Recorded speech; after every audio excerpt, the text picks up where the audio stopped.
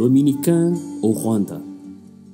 Méditation sur l'évangile de lundi de la 34e semaine du temps ordinaire, année A. La générosité du pauvre touche le cœur de Dieu. En son lundi, Jésus nous lance un défi sur la qualité de notre générosité envers les pauvres et envers Dieu, qui nous donne tout et attend de nous le même geste envers lui et envers les autres.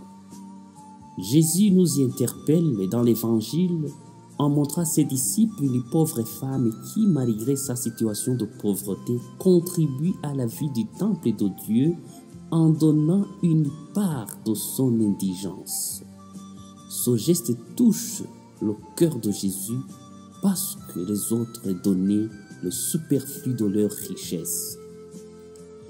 Le commentaire de Jésus suite à cette offrande de la femme révèle à ses disciples la qualité du cœur de Dieu qui sait apprécier et valoriser le degré de notre générosité proportionnellement à nos avoirs. Dieu sait apprécier et voit tout ce que nous lui offrons ou faisons en son nom. Les gestes de charité, de pardon, de miséricorde, de justice, l'argent, la prière et le temps que nous lui consacrons. Si nous lui donnons le meilleur de nous-mêmes, sûrement il nous offre le même par sa bénédiction. Mais si nous lui donnons une part de notre superflu, il le voit et attend notre conversion. Rappelons-nous l'histoire de deux frères, Abel et Caïn, dans la Bible.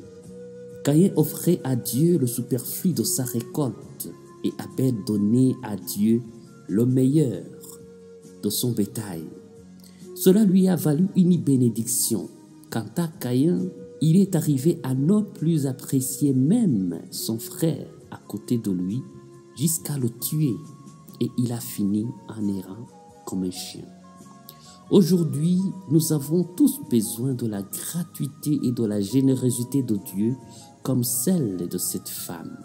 Une générosité sensible qui donne sans calcul et se sacrifie pour sauver les autres.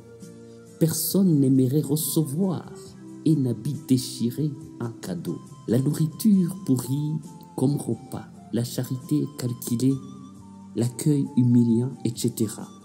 Alors qu'en est-il avec notre gratuité et générosité? Est-ce qu'elle existe encore dans ce monde de chômage et de Covid?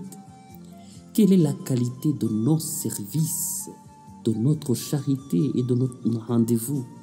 Frères et sœurs, être bon et généreux ne demande pas d'être riche ou de posséder beaucoup d'argent. Il faut tout simplement donner le meilleur de nous-mêmes, le peu qu'on a avec beaucoup d'amour. Et ce geste devant Dieu vaut plus que tout.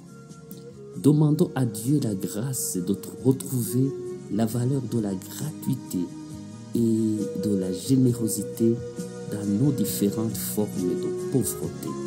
Amen.